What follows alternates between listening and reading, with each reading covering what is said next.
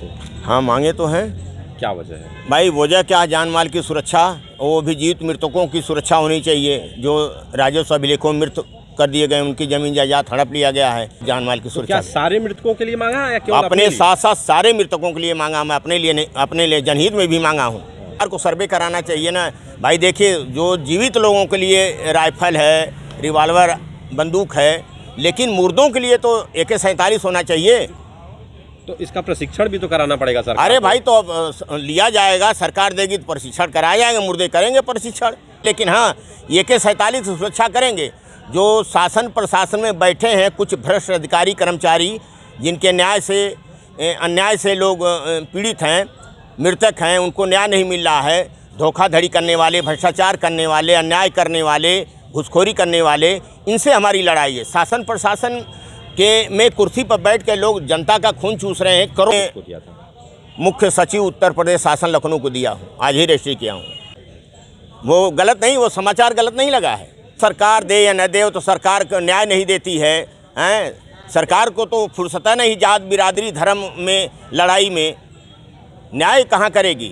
देखिए, ज़मीनों के विवाद में मुख्य रूप से ग्राम सेक्रेटरी, लेखपाल, तहसीलदार और कानूनगो, जिला अधिकारी, परगना अधिकारी, ये सारे लोग इसमें लिप्त हैं और पैसे घूस लेकर ऐसा करते हैं। अगर वो तुरंत त्वरित न्याय दे दें मौके पर जाके, तो न उसमें हत्याएं होगी और न किसी का इतना लंबा मुकदमा चलेगा।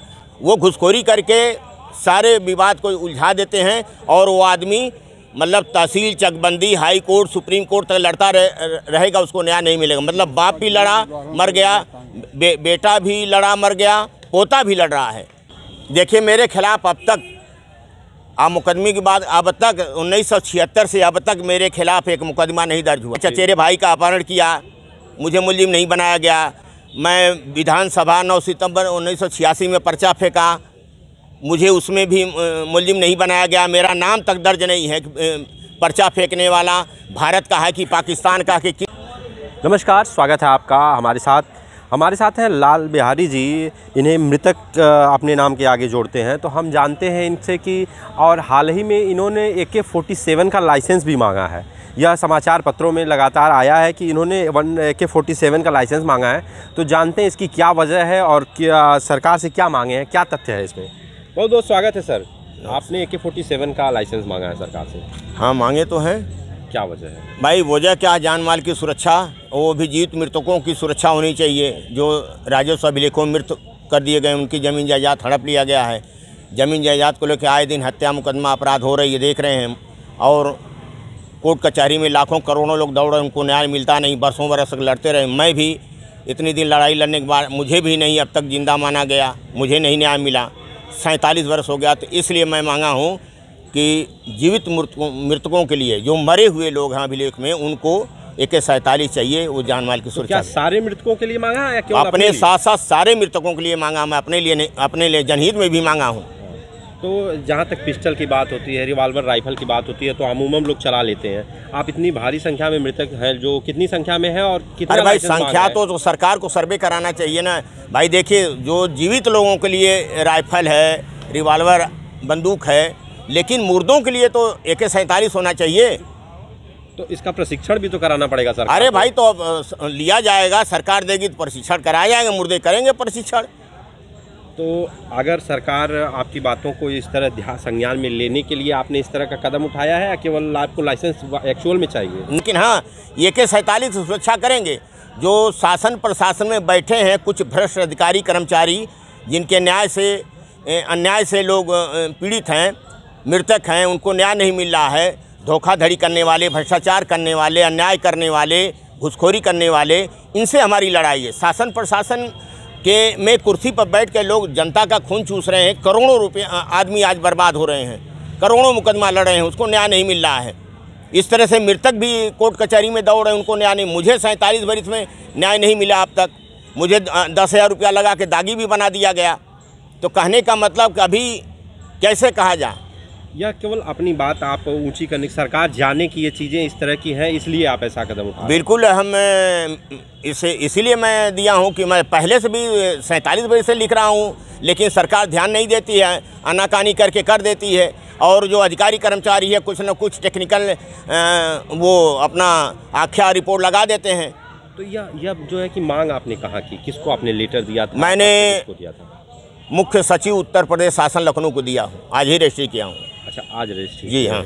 और समाचार पत्रों में आ रहा है कि पहले से आपने इस तरह का? नहीं, वो सही है, वो मैं तैयारी किया था, लेकिन किसी को पढ़ने के लिए दिया था, वो पहले ही लगा दिए समाचार में। तो मैं क्या करूं भाई, अब तो स्वतंत्र हैं लोग। वो गलत नहीं, वो समाचार गलत नहीं लगा है, सही लगा है, लेकिन मैं उसको आज मैं रजिस्ट्री किया हूं। तो प्रमुख सचिव को आपने रजिस्ट्री? जी हाँ, रजिस्ट्री किया हूँ। तो सरकार क्या लगता है, सरकार आपको लाइसेंस देगी? अबे सरकार दे या न दे, तो सरकार को न्याय नहीं देती है, सरकार को तो फुर्सत नहीं जात बिरादरी धर्म में लड़ाई में न्याय कहाँ करेगी जनता के? न्याय की सर बात कर रहे हैं, न्याय कैसा न्याय आज के समय में? क्या मेन वजह क्या है इस तरह का न्याय नहीं मिल पा रहा है? जमीनों का जो विवाद है क्यों नहीं सुलझ पा रहा है? देखिए, जमीनों के विवाद में मुख्य रूप से ग्राम सेक्रेटरी, लेखपाल, तहसीलदार और कानूनगो, जिला अधिकारी, परगना अधिकारी, ये सारे लोग इसमें लिप्त हैं और पैसे घूस लेकर ऐसा करते हैं। अगर वो तुरंत त्वरित न्याय दे दें मौके पर जाके, तो न उसमें हत्याएं होगी और न किसी का इतना लंबा मुकदमा चलेगा। वो घुसखोरी करके सारे विवाद को उलझा देते हैं और वो आदमी मतलब तहसील, चकबंदी, हाई कोर्ट, सुप्रीम कोर्ट तक लड़ता रहेगा, उसको न्याय नहीं मिलेगा। मतलब बाप भी लड़ा मर गया, बेटा भी लड़ा मर गया, पोता भी लड़ रहा है। तो सर, लेखपालों पे कार्रवाई भी होती है, तमाम सामाजिक संगठन उनको पकड़वाता भी है, तो क्या वजह है कि फिर भी उन्हें सुधार नहीं होता है? क्या न्याय प्रक्रिया लूज पड़ जाती है? न्याय प्रक्रिया में आप समझ जाइए कि जाति, धर्म, बिरादरीवाद, परिवारवाद भी हावी है। न्यायपालिका में भी? न्यायपालिका में भी है।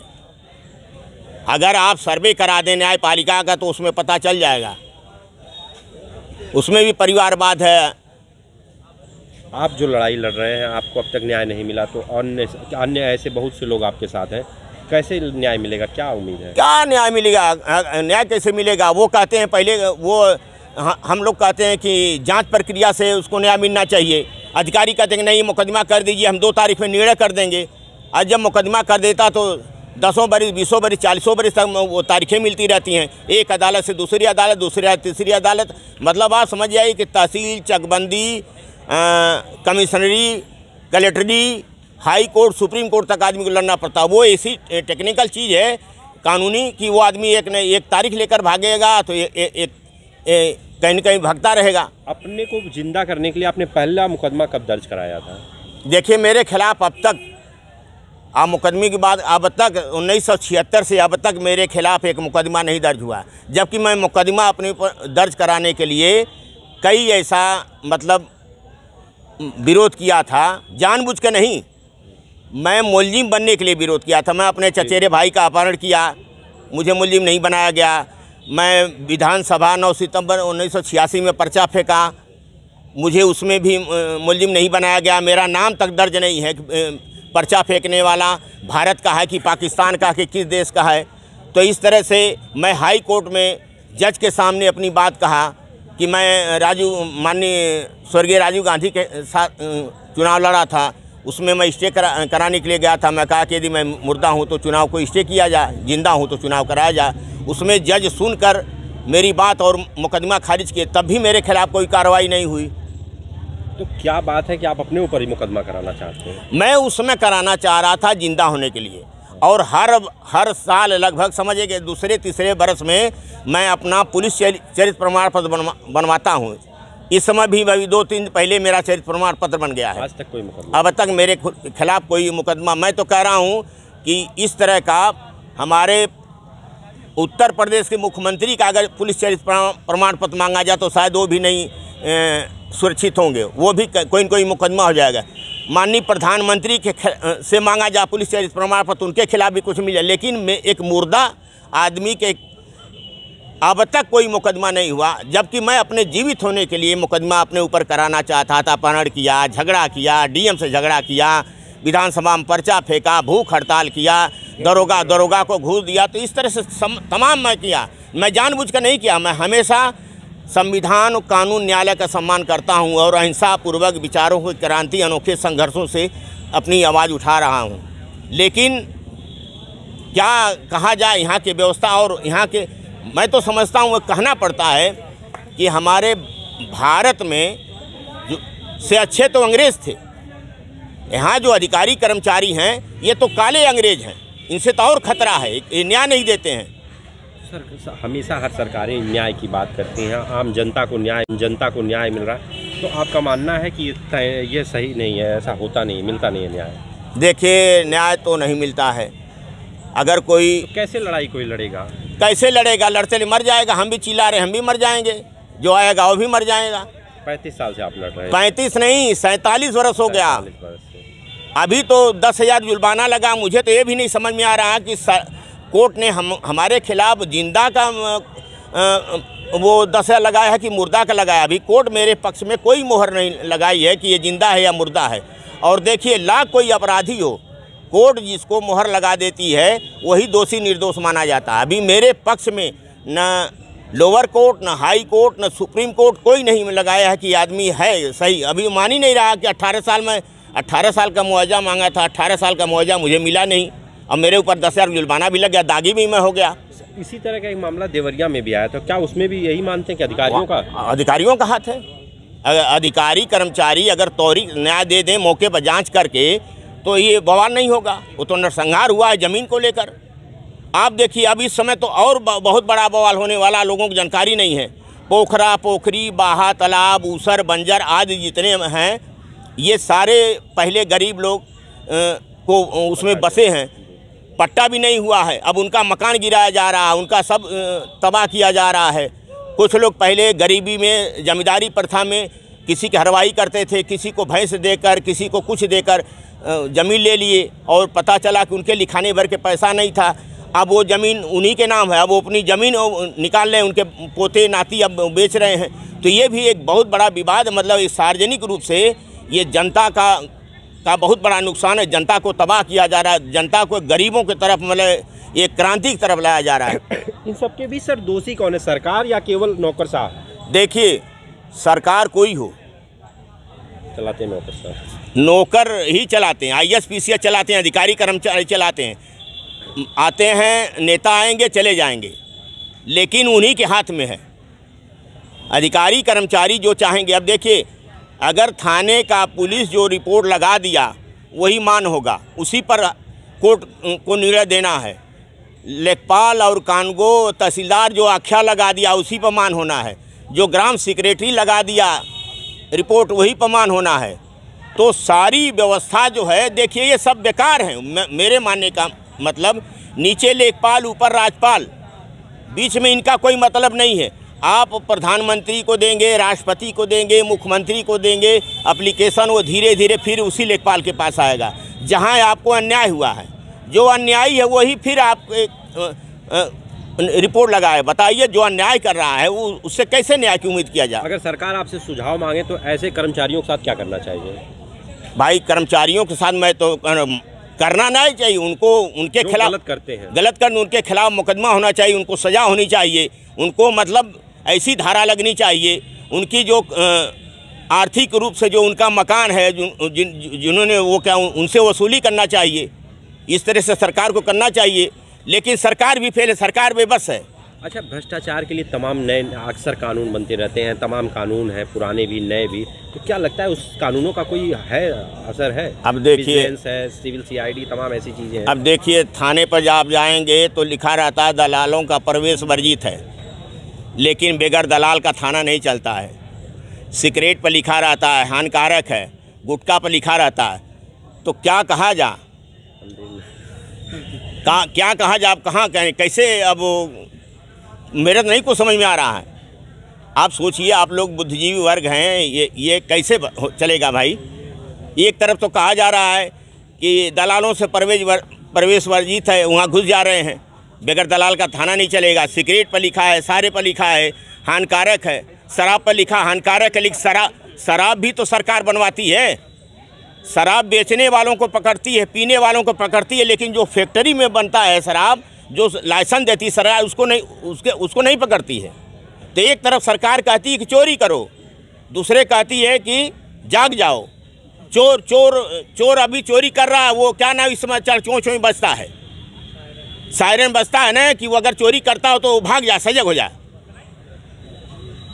तो इन सब बातों के बीच अगर आपको लाइसेंस मिल जाता है तो असलहा खरीदेंगे AK-47? बिल्कुल खरीदेंगे, उसके लिए खरीदेंगे। हम चंदा मांगेंगे, 1-1 रुपया लोगों से मांगेंगे, जुटाएंगे कि भैया हमको दीजिए। हम अपने लिए थोड़ा मांग रहे हैं। अरे हमारी उम्र तो लगभग 69-70 वर्ष हो गई, हम तो जाने वाले हैं, हमारा टिकट कटने वाला। लेकिन जो आने वाली पीढ़ियां हैं, जो झेल रहे हैं, उनके लिए मैं कर रहा हूं, जनहित के लिए कर रहा हूं कि ये जो व्यवस्था है सारे लोग तबाह। कोई ऐसा घर नहीं होगा जिसके घर में 1-2 मुकदमा न हो ज़मीन संबंधी। कहीं ज़मीन का मकान है, कहीं विरोध है, कभी आबादी का है, तो कहीं खेत का है, कहीं कुछ है, जरूर उसका मुकदमा होगा। आते हैं दिन भर बेचारे बैठते हैं, चप्पल टूट जाता है, खाने भर के चाह नहीं रहता है, पैसा देकर चले जाते हैं और उनको मिलती है तारीख। तो बताइए कैसे काम चलेगा ये व्यवस्था? इसके खिलाफ जनता को आवाज़ उठानी चाहिए, लड़नी चाहिए। और मैं तो भाई अपने स्तर से क्या करूं, मैं तो मुर्दा हूं। मुझे लड़ाई मानसिक मुर्दों से है। 2 तरह के मुर्दे हैं, एक कागजी मुर्दा तो जिंदा हैं, लड़ाई लड़ रहे हैं, लेकिन जो मानसिक मुर्दा हैं वो उनसे बहुत कष्ट है। जो शासन प्रशासन में मानसिक मुर्दे बैठे हैं वो मानसिक रूप से मृत हैं, वो जीवित नहीं, चलती फिरती लाश हैं, लेकिन बदनाम। और मुर्दों मृतक संघ, मेरा मृतक संघ है। मृतक संघ का कोई संगठन नहीं होता है। हिंदू जा, मुस्लिम जा, सिख जा, ईसाई जा, वहाँ जात नहीं पूछा जाता है, वहाँ सारे लोगों को जलाया जाता है, दफनाया जाता है। लेकिन यहाँ भी कहते हैं कि जातवाद है। यहाँ जातवाद क्या है भैया? मरने के बाद कोई जात है? चाहे हिंदू मरे, मुस्लिम मरे, या तो जला दिए जाएंगे या तो दफना दिए जाएंगे। तो ये मैं ऐसी लड़ाई लाऊं जनहित के लिए, मानवता के लिए, जन कल्याण के लिए, इंसान नहीं, इंसान और इंसानियत के लिए। इंसान तो है लेकिन इंसानियत नहीं है। जिसके पास इंसानियत नहीं है वो मानव इंसान योग नहीं है। हर इंसान को दूसरे के दुख सुख में होना चाहिए और जागना चाहिए। तो इसलिए मैं AK-47 मांगा हूं। अगर आप लोग चाहेंगे, मीडिया भाई, देखिए मीडिया तो मुझे बचपन से 47 वर्ष से आजमगढ़ से मदद की है, और मुझे उम्मीद है कि आप लोग अगर चाहेंगे तो सिफारिश कर देंगे, मिल जाएगा। AK-47 एक नई चीज़ है कि आजमगढ़ में कि एक मुर्दा को AK-47 मिला है। धन्यवाद। तो जैसा कि देख रहे हैं, अंधेर नगरी, चौपट राजा, टके शेर भांजी, टके शेर खाजा, AK-47 मृतक के अध्यक्ष जी मांग रहे हैं।